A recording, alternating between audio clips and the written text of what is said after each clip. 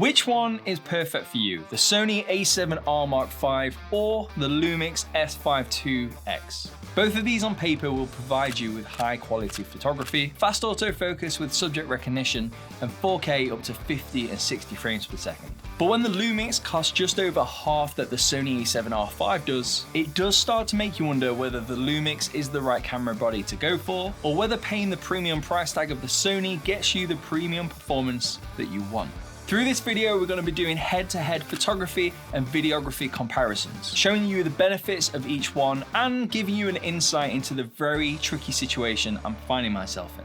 Maybe my time with Sony is coming to an end. So let's make a start with the autofocus. Both of these cameras have subject recognition. The Lumix has subject recognition for animals and people, but the Sony has that plus the advantage of insect, bird, train, and car. These aren't needed by everybody though, and some of these are very specialist subject. And you never know, these options are maybe just a firmware update away for the people using Lumix.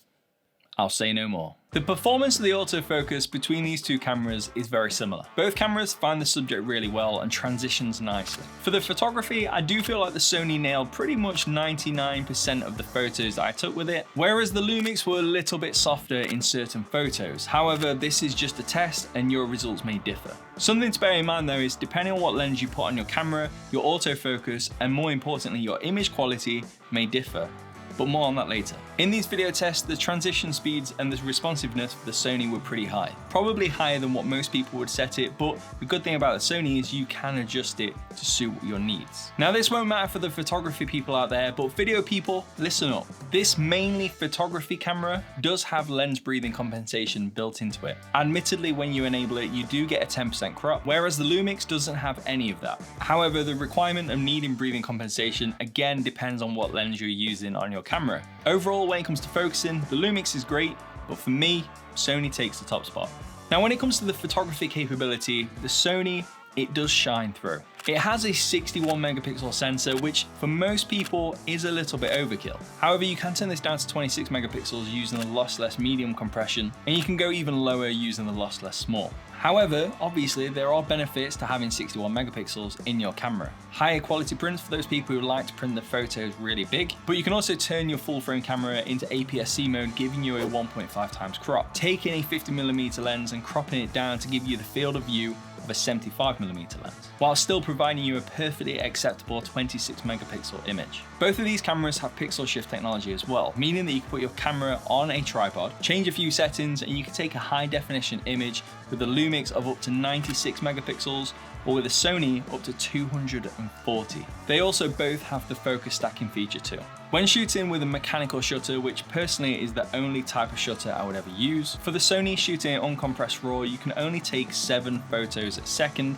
If you bring that down to compressed RAW, you can make that 10 photos per second. And with the Lumix's mechanical shutter, you get 9 photos per second. Lumix as a brand are pretty damn impressive when it comes to their ability with stabilization. The S5 Mark IIX with its normal stabilization, the most basic of the 3 that the camera body provides, it instantly smoothed out most of the jerkiness in the footage. However, with the Sony A7Rv V and just the steady shot, which is the most basic of the 2 stabilization modes that this has, it was still fairly jerky. When it came to the second level of stabilization, the Lumix has E-stabilization, whereas the Sony has active stabilization. And when comparing them two, they were pretty much on par, with the Sony maybe just having a slight advantage. Both the E-stabilization from the Lumix and the active stabilization from the Sony give you around about a 10% crop on your image. That 10% crop is to be expected because that does allow the sensor to move around and give a little bit of leeway when the camera's moving around to be able to stabilize your footage. Now, Lumix have also implemented a 3rd stage of stabilization called Boost. Now, this Boost mode can only be turned on once the E-stabilization is turned on, so you're still gonna get the 10% crop. But this Boost mode will help you achieve them tripod-like shots if you need them. For a bit of fun, we tried shaking the cameras around to see how much shake we could actually see in the image. And both of them performed really well. I was actually really surprised by how the Sony held up. But if I'm honest, the boost option for the stabilization on the Lumix isn't designed for some nutter to go shaking cameras around. But hey, it's nice to see what it's like. I feel like the Sony's active stabilization is a nice midpoint between Lumix's E-stabilization and the boost mode. Now, the next part comes at no surprise. Both of these cameras perform around the same when it comes to the dynamic range. However, one thing I really do like about the Lumix is the highlight roll-off. It's something that when I do look at the Lumix footage, I do wish the Sony had it. When you're filming in log, more specifically S-Log3 for the Sony, both of these cameras have what we call a dual native ISO. The base ISO for the Sony is 800 ISO, whereas the Lumix is 640. Now obviously, like any camera, as you increase the ISO, then your image gets brighter, but you add noise to your image. Now the Sony's second base ISO is 2500, whereas the Lumix, that goes all the way up to 4000 before it hits the second base ISO. If we go back to the 640 and 800 ISO, at first glance, the images look very similar. However, when you zoom in, the Lumix does look a little bit cleaner than what the Sony does. Now, when we get to 2500 ISO, there is obviously more noise in the Lumix than there is in the Sony, but that's a given. And when we get to 4000 ISO, it's the polar opposite. The Lumix looks better than what the Sony does. So what does this ISO performance mean for the user? So having the two base ISOs from this camera be so close together, literally just 1 2/3 of a stop. Like sure, it's better than having nothing, but sometimes I just wish that second ISO was a little bit higher like the Lumix's is. Now both of these cameras you can push even further, and I've used this at 6400 ISO, even 8000 ISO in the past. I'm not going to turn around and say the image quality is amazing at that ISO because, well, I'd be lying. And ideally in them kind of conditions, you would just light your subject a lot better or just shoot at a different time of day.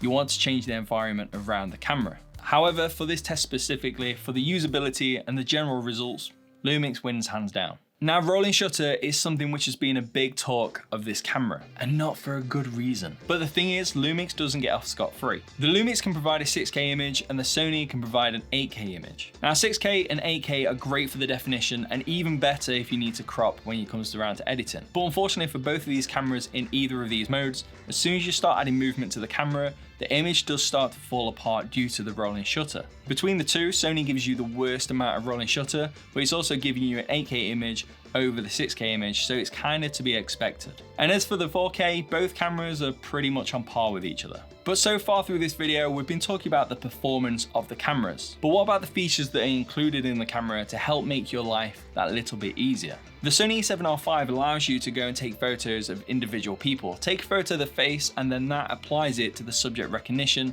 So if it's a group of people, it will target specific people first. The Sony also has this 4D screen, which at first I wasn't a massive fan of, but the more I've come to use it, the more I've grown to love it. However, the Lumix has a standard flip out screen similar to what I've got on my Sony A7S III, and you can also take the information from the gyro inside when you're using video to help stabilize the footage when it comes around to editing. The Sony can also output 16-bit raw video from its full-size HDMI port, whereas the Lumix can only do 12-bit. However, the Lumix S5iiX does come with vector scopes, which can help massively when it comes to color matching, external SSD recording if you wish, and the ability to display de-squeezed anamorphic footage if you're using an anamorphic lens. So what can we take from all of that? There's a lot to go on, but here's my take of it. As expected, the Sony A7R V does perform better when it comes to photography only. However, that isn't to say that the Lumix isn't good at doing photo. The Lumix does come packed, and I mean literally packed with video features, even more features than what the Sony A7S Mark III has.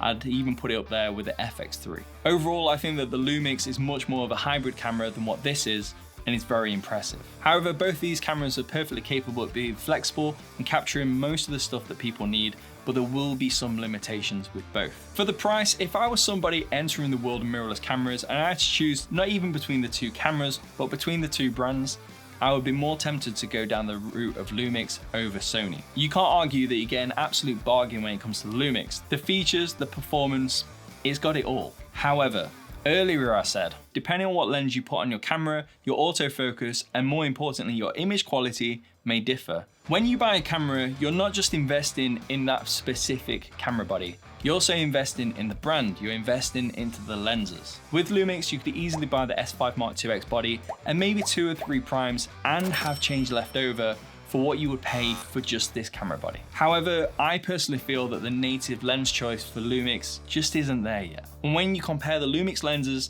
to the Sony lenses, they just lack that little bit of build quality. But then when you compare the build quality to the price that you're gonna pay, it's entirely fair. Now obviously you can use third-party lenses with the Lumix S5iiX, However, doing so, you may sacrifice some of your image quality and also some of the performance. As much as I'm invested into the Sony ecosystem and have been for 5 years now, it's really exciting to be watching Lumix and seeing what they do. I do feel like Lumix are a little bit late to the game. However, one thing I will add is that they are listening to the people who do buy from them and trying to implement as much into their cameras and give people what they want at a really affordable price. Just want to say a massive thank you to Sam Holland for working with me on this video. If you want to watch his take on these two cameras, then I'll leave a link just here. However, if you want to stick around on the channel and see what this camera can do in comparison with the Sony A7S Mark III, I'll leave that video right here. Thanks for watching.